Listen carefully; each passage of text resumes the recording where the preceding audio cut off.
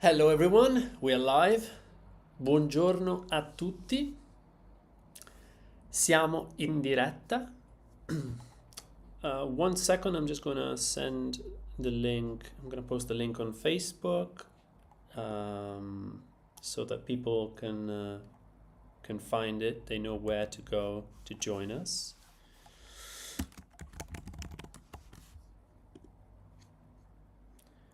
All right.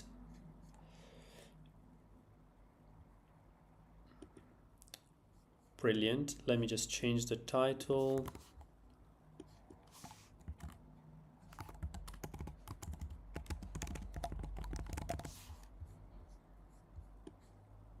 Here we go. Right, so we will be talking today about means of transport, mezzi di trasporto. Cars, vehicles. Of course, as always, we're going to describe the image that's in front of us first. So that's what we're going to be doing first. But that's really an excuse to talk about means of transport, vehicles, and so on and so forth. Right, so here we go. I just changed the title. So, welcome. This is another Italian mastery session. Benvenuti. Today we'll talk about means of transports and vehicles. Every day we do this, which is Sunday at 2 p.m. GMT. And if you're watching this as a recording, that's fine. Every session we try to have an image prompt. So an image, a photo, and we describe the photo. We come up with examples, thoughts, descriptions of the photo. This is to practice Italian, to learn more Italian vocab, words, but also pronunciation, grammar, anything that falls under the umbrella of learning more Italian language. Feel free to send questions, in the comments, wherever you're seeing this, or if you're live in the chat, you can send me questions, and I'm going to try my best to answer them. I'm an Italian native speaker, and I've been doing this for a while, helping people learn Italian. Learning languages is something that really resonates with me, so I find it very, very fun, actually. All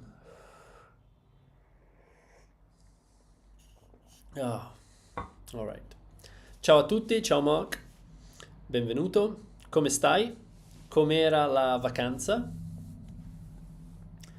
How was the holiday? So che Mark era in vacanza la scorsa settimana, so previous week.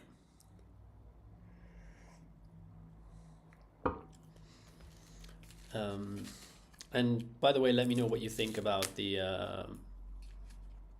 background, and I moved things around a little bit so that there is more real estate for actually writing things down.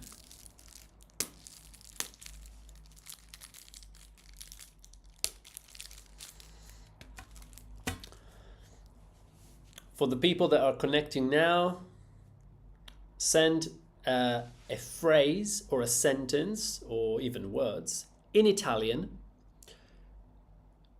related to the image that you see. And if you're watching this as a recording, think out loud, maybe pause the video, think about sentences, phrases to do with the image. And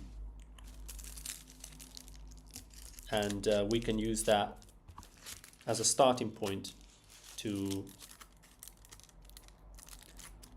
practice and learn more vocab.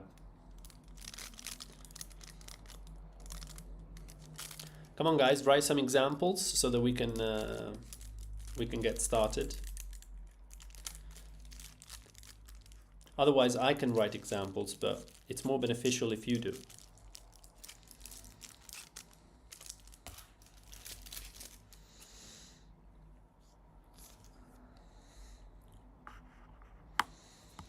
I'll give you some hints.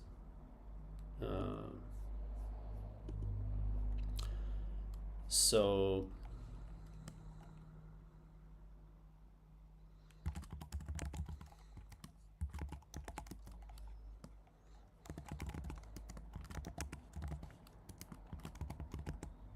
which one of these words do you think resembles what's in the image in front of us?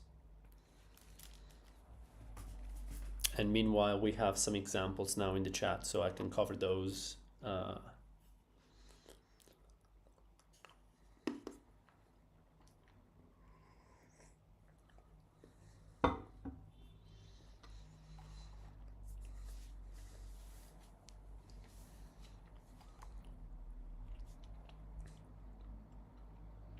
Ok. Bene. Oh, Mark is saying, vedo una macchina rossa, forse va a vacanza. Ottimo esempio.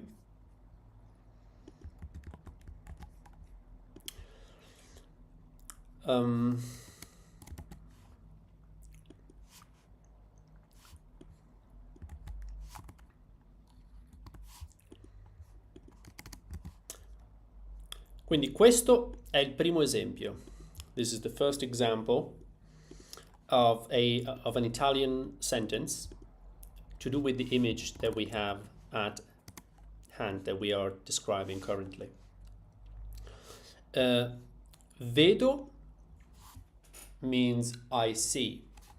Remember that vedo assumes that the person is the first person singular. I see. Io vedo. Tu vedi. Lui vede. We need to learn the conjugations in Italian so that we can speak correctly without needing the subject, just like the author of this comment. Vedo, I see una macchina rossa. Perfect. Macchina. So this is some of the words that we're going to be learning today. Macchina is a very, very, very useful word. It means car.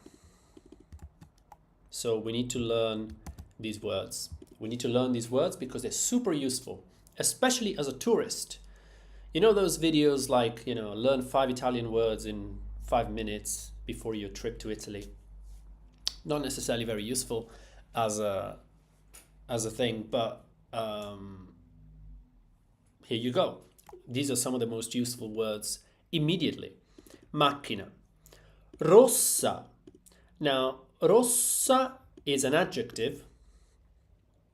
Rosso means red. Red, the color red.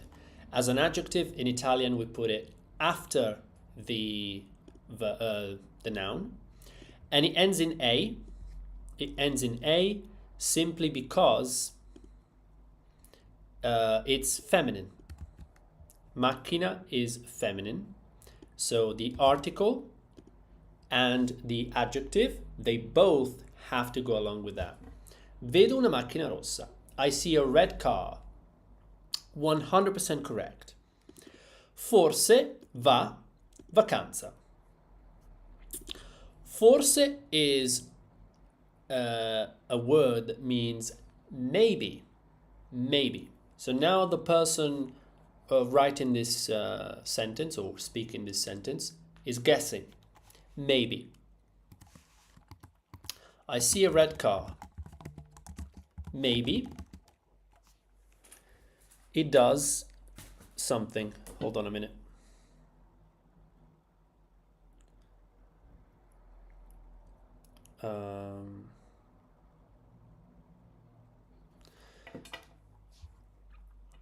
Maybe the word forse, green. Let's just write it in green. Forse. This is the same word. Va, va, maybe va vacanza. Maybe it is or they are going on holiday. Now, this is a translation according to me, right? Forse va vacanza. Forse and maybe we've already covered. Va vacanza should be va in vacanza. So andare in vacanza. Andare in vacanza means to go on holiday. We need the preposition in. And remember, in Italian, in is actually quite common, right? Andare in paese. So to go to town. Andare in bagno. To go to the toilet. So in the same way, andare in vacanza, right? Andare in vacanza, to go on holiday. Andare in paese, to go to town. Say that if you're living away from the center of whatever, city, town, village, then going to town means going to the center, right? Andare in paese, andare in bagno, to go to the toilet. These are very different examples, right? So in terms of meaning, the meaning is always a little different. But the preposition in Italian, in, is always the same in this case. I don't know why it, it's probably thinking that I'm writing in English, so that's why it's highlighting it as an error. Right. Is everyone following along so far, or are there any questions? Vedo una macchina rossa, forse va in vacanza. So, let me just check something. Right. Moto.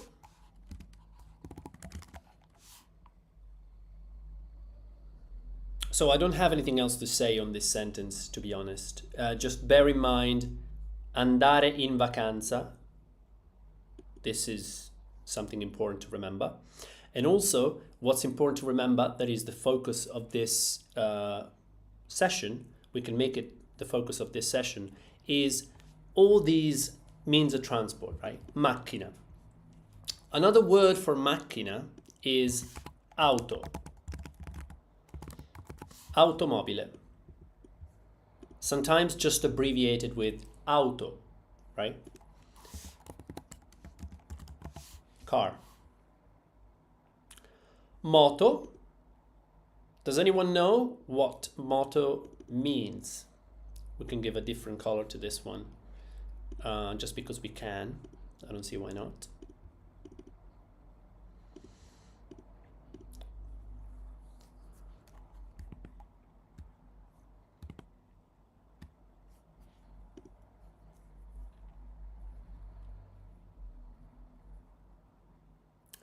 Ok, tutto bene. We have another example as well. I encourage everyone watching these lessons, whether it's a recording, whether you're watching it live, to post as many examples as possible, because it becomes more effective for you, because you're going to remember things better when you write things down, but also later for people coming to the same content later on and watching all of these examples, seeing all these examples. And a lot of these examples I am going to comment on, so I'm not going to leave them alone. So if they're wrong, or if they could be improved, or if they are great, I'm going to comment on. So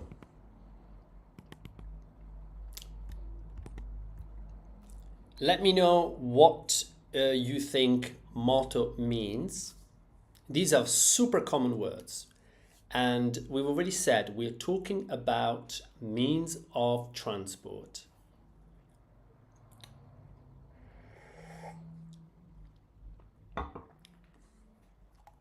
I appreciate that today there has been change in the many time zones in Europe, especially because British summertime is over. So people might be watching this later on. Motorcar. Yeah, I'm not sure what you mean, chat, by motorcar. Moto stands for motocicletta, which, by the way, is not very common. Like motocicletta is a very old-fashioned term, but the abbreviation is what is used every day by every Italian. It means motorbike. Right? That's what it means. I don't know why we've lost all of our... All right, motorbike. There you go, much better.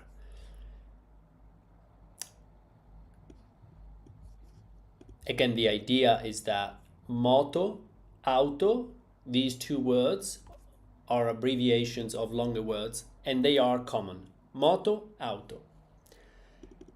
The car, in particular, can also be called machine, macchina.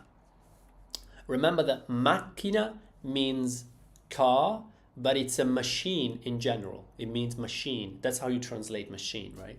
If there's a certain machine that does, X, Y, Z, and we don't really know how to describe it, we can indeed use the word macchina. Una macchina per costruire, blah, blah, blah. So a machine to build X, Y, Z. It can be used for both car or machine. Moto is just motorbike. Fantastic. Okay.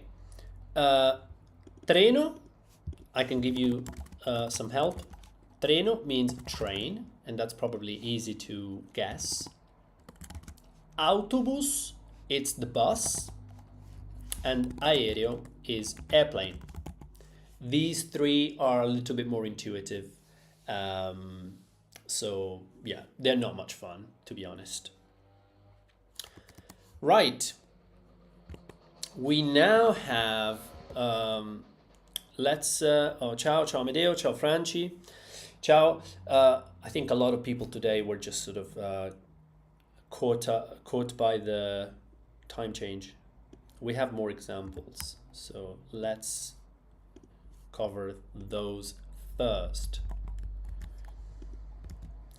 La stagione sembra autunno. La stagione sembra autunno.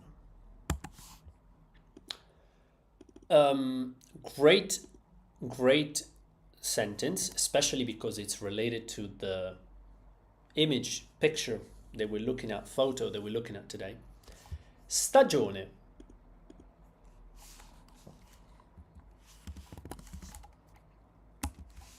Season. The season. La, correctly, the definite article has to be feminine, so that's the correct choice. Stagione is irregular. It goes, so season, the word season, becomes stagione, stagioni. And as you can see, the ending is off, right? We would expect stagiona, feminine, stagione, feminine plural. Instead, we have stagione and stagioni, but the word is feminine. So we have la stagione, le stagioni. So notice that the article follows the rules according to the gender of the word, and the word has its own rules, meaning that being irregular goes stagione, stagioni. So this is correct. This is why we have a in the article and e in the ending of the word. La stagione. So this tells me that the person that writes these, that wrote this comment, is not a beginner, because a beginner would make these mistakes, right?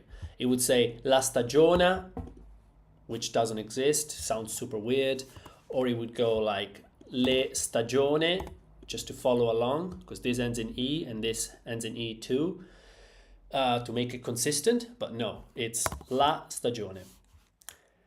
Let me know if it's not clear. La stagione. The season, sembra. Sembra is a very, very common verb in Italian, so absolutely important to remember it. And it's regular. It's just a regular verb. It means literally to seem, right? To seem like something else. You look tired. Sembri stanco, right? Sembri stanco. You look tired. Sembra ieri. It feels like yesterday.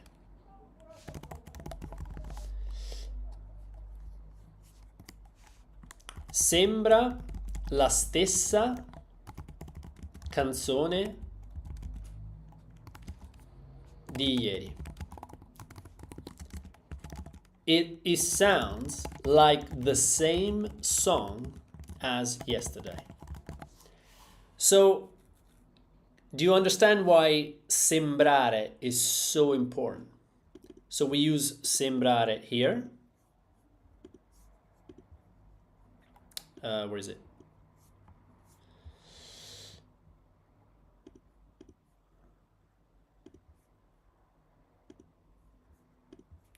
We use it here.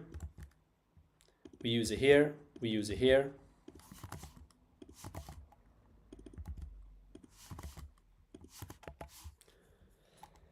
And in English, meanwhile, so la stagione sembra autunno, the season seems like autumn.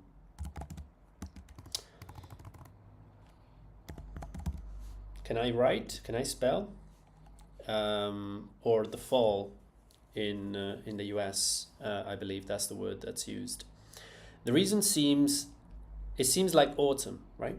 La stagione sembra autunno. Sembri stanco. You look tired. Notice how the verb in English is always different. Sembra ieri. It feels like yesterday. Sembra la stessa canzone di ieri. It sounds like the same song as yesterday. So basically, in English, you have to understand what the main verb is. Are we comparing things based on looks? Are we comparing things based on feelings, sounds? Or is it just a generic, this seems like that, right? In Italian, it's very much more a lazy approach of always using sembrare, to seem like. And we use it over and over again.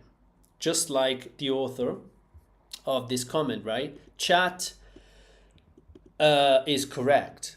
La stagione sembra autunno. I'm not sure about like how,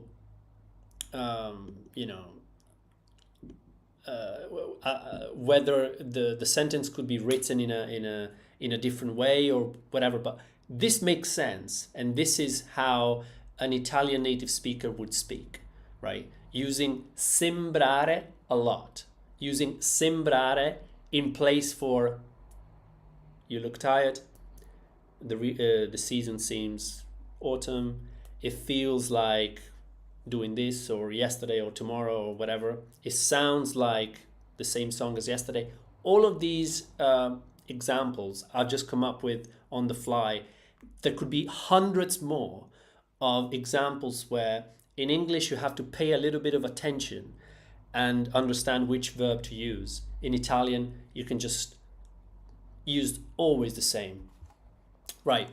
Are there any questions? Sorry, I got lost in this explanation. Franci, ciao. No, niente. Okay.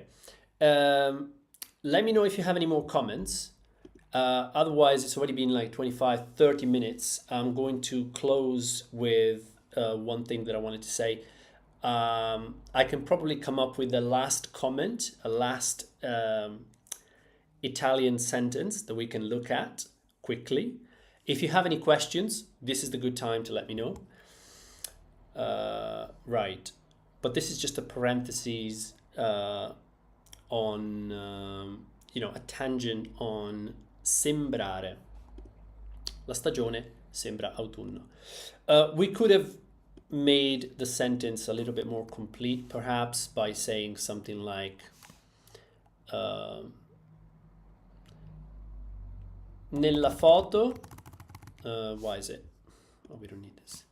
Nella foto sembra essere in autunno. This is just a more complex, a little bit more sophisticated, maybe more precise way to express nearly identical thoughts, remarks. So in the photo, the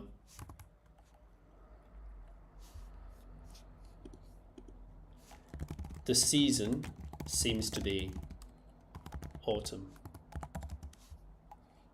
right? Same exact theory. All right, one last sentence.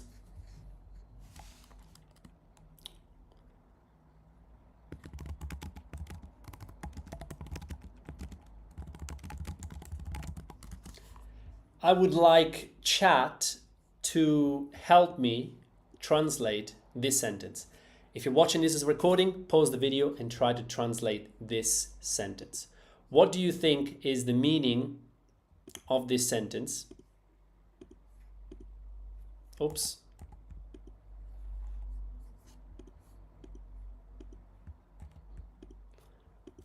There we go. We surfaced it back. Prendo il treno o vado in macchina? Prendo il treno o vado in macchina? This is a question that could come up in real life conversations. It's a very, plausible question using normal everyday vocab. What do you think it means?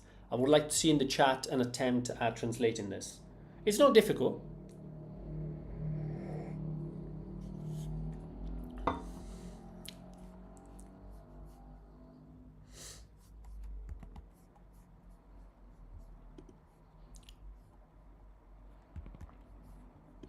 And by the way, if you haven't yet, feel free to thumbs up, hit the thumbs up button. It really helps.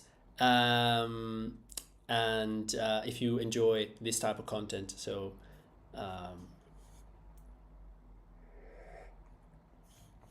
we can make more, and we can help more people finding this content. The more input we get in these sessions, the better. Prendo il treno o vado in macchina? And by the way, in Italian, questions and statements look and sound, well, especially look the same, right? Prendo il treno o vado in macchina? Full stop. This could be a statement, right? So we have a question and a statement. It could be one or the other. What is the meaning?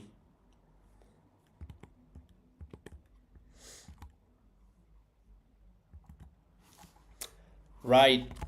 So chat, says, will I take, hold on, I don't want to misquote. Will I take the train or the car? And I guess I will take the train or the car in the second instance. This is absolutely correct. And notice that I used, the focus is on prendo or vado in. I used two different variations, but these variations are actually completely interchangeable. Meaning that when we deal with means of transport, we can say, I take the train, just like you say in English, I take the train. This is exactly what this means. Prendo il treno. I take the train.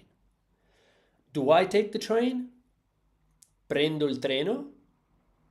Same sentence, same meaning. Prendo il treno. So prendere is very useful. Another very useful verb. Prendere, sembrare. I mean, if you listen to an Italian native speaker for more than 1 minute and you don't hear prendere or sembrare, I would be impressed. They're common verbs. So we can use prendere to say I take the train, but we could also say I take the car. I could have written the same sentence differently. I could have said vado in treno o prendo la macchina. And the same here. I could have changed the sentence to vado in treno o prendo la macchina. So these are completely interchangeable. I go with, by, say the train, airplane, car, or I take the plane, or I take the car, or I take the bus, whatever. They are very, very common ways. So don't get surprised if you're expecting one and people use the other. People use them interchangeably, and you should learn both, and they are both very easy. This is a bit of an exception. So to go by walk, you cannot take your feet and pack them and go somewhere. If you did that, I would be impressed. Much easier to just go by walk, with your own feet, putting one in front of the other. Vado a piedi. Vado a piedi. So you don't say vado con I piedi. That would be weird. You don't say I take, prendo I piedi. That wouldn't be, as I said, that's weird. So this is kind of its own thing, right? If you're learning these, remember that to go by walk is andare a piedi. So the verb is, of course, andare. Andare. Andare doesn't have particularly pretty conjugations like sembrare e prendere. So andare, to go, it is a useful verb, incredibly useful, and you should learn it, but it's slightly irregular. To go. Yeah. So there's that. Brilliant. Grazie a tutti. Leave a thumbs up. Metti un mi piace se ti è piaciuto il video. Grazie per essere qui. Grazie per visitare Italian Mastery. Thank you all for coming. Thank you for stopping by. We'll have another session next week, as we always do. Be on time, 2 p.m. GMT. Be ready. Prepare some examples, maybe something that you didn't understand in the previous session, or maybe something that you would like to cover in a future session, and we shall cover them. We shall cover them all. I'm always here waiting for your questions and ready to answer. So, bene. Di nuovo, grazie a tutti. Imparate l'italiano. Ci vediamo la prossima settimana. Grazie. Bye. Ciao ciao ciao ciao.